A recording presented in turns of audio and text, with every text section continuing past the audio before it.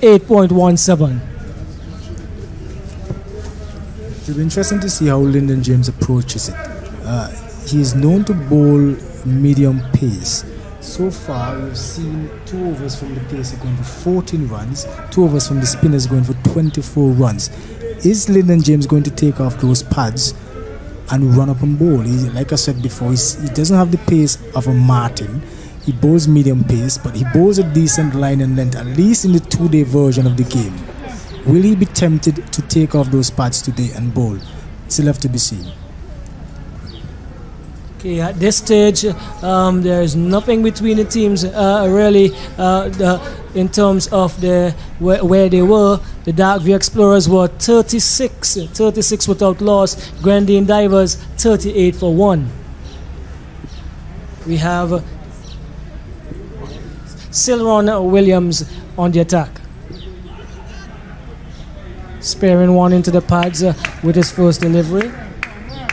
Well, Roxel, they have a man on the 45, a deep backward square, deep mid wicket, a man on the long on bungo, a man on the long off bungo, point, short turn, man on the cover.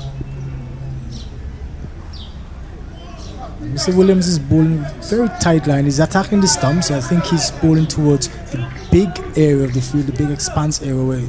So that means if the batsman were to go for cow corner, that batsman would be going against the wind. This time it's a little too far down the leg side and it's called a wide. Shem Brown has attempted the similar stroke on 3 deliveries.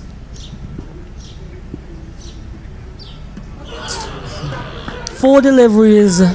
This time, this delivery was on the stump. He did not change his strategy, and then he didn't make contact. And Shem Brown is being sent back to the hut, and this could spell some trouble for the Grandine Divers. 39 for 2. And Tijon Pope joins Alex Samuel. Can these 2 young men take this team to victory? Well, it's good to see 2 youngsters at the crease, and let's see that whether or not they're going to be able to communicate and build that partnership and stay current with the game in terms of what is required, because 9 runs and over in T10 cricket is really not a tall order.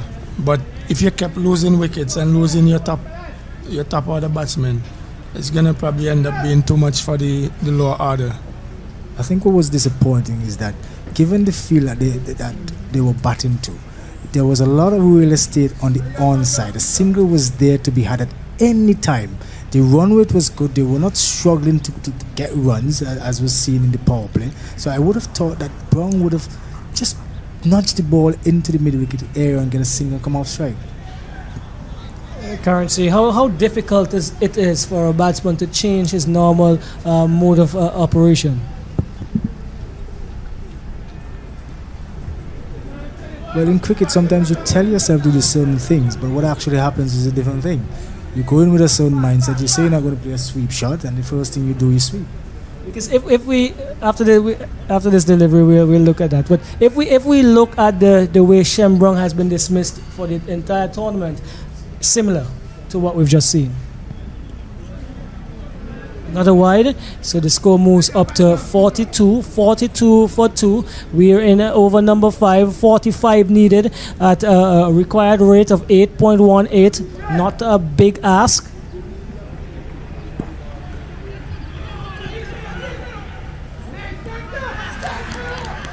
And there goes a run out, a really bad run out. The both batsmen started, then they stopped, and Tijon Pope had to turn, recover. He couldn't make it. Graves did a good work coming in from a short extra cover, and there it is. Third wicket. The pressure now goes back onto the batting team. Yeah, exactly, and this is what we were talking about a bit earlier. Once you, as a fielding team, once you keep taking wickets, it's going to build pressure. It's going to cause the batsmen to be hesitant in their running.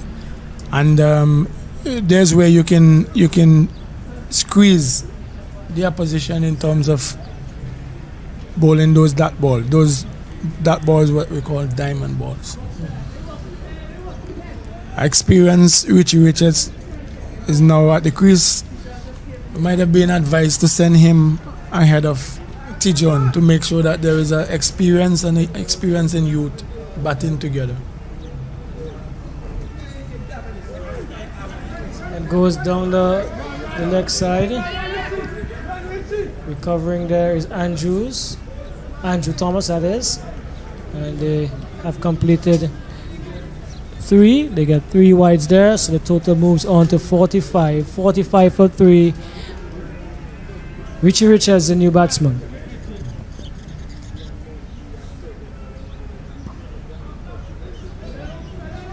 Can't be the man coming in from the point area. That was short and didn't capitalize on it.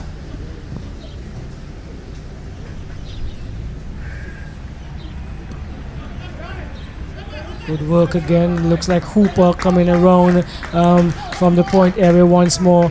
And as Richards is attempting to get through that area, the end of over number 5, halfway stage, they now require 42 from 5 overs. 42 from 5 overs. Romel, the weights are in the balance? I think the game is still in the balance, but what is disheartening to see is that singles are an offer, but each batsman that's taken the crease so far has been looking to hit boundaries. Yes, boundaries are important, but in a case where a bowler is bowling good deliveries, you have a big error, the cover is on the circle, no one there to stop you from getting a single. A simple tap into the offside would allow you to get a single and get off strike, and it builds your momentum and gives you time to get in, as they say. Darren Graves is into his second over. The first of those deliveries goes into the cow corner area for a sunset smasher. Alex Samuel, he has scored 12. Both scoring shots have gone over the boundary line for 6s. Well, Alex Samuel doesn't care what I'm saying. He's just going to play his shots. He has hit 2 6s. He doesn't care. He doesn't care about singles. He's just going to go for it. I'm not sure if that is his natural game or if he's capable of taking a single, looking for that single. But the way it seems now, given the way he has been batting, he's just intent on taking or going for the big shot.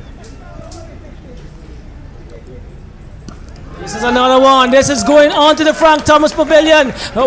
Between the Frank Thomas Pavilion and that area, that box there, that belongs to the building and loan department. It's another 6. His third scoring shot. He moves to 18. They're all 6s. Another sunset smasher. Alex Samuel is saying, listen, I want to get this game over. We need to win today. And if he continues like this, it's going to be done very quickly. 57 for 3, the Grandine Divers. The ball has been retrieved. No, it has not. So the required total now is 30, and that rate has fallen down to 6.5. Currency and Butler. That's how small the margin is in these games. 1 over can bring you right back on top in the game. I think Alex Samuel is building a reputation here as a big hitter. And he's still very young, probably about 20, 21.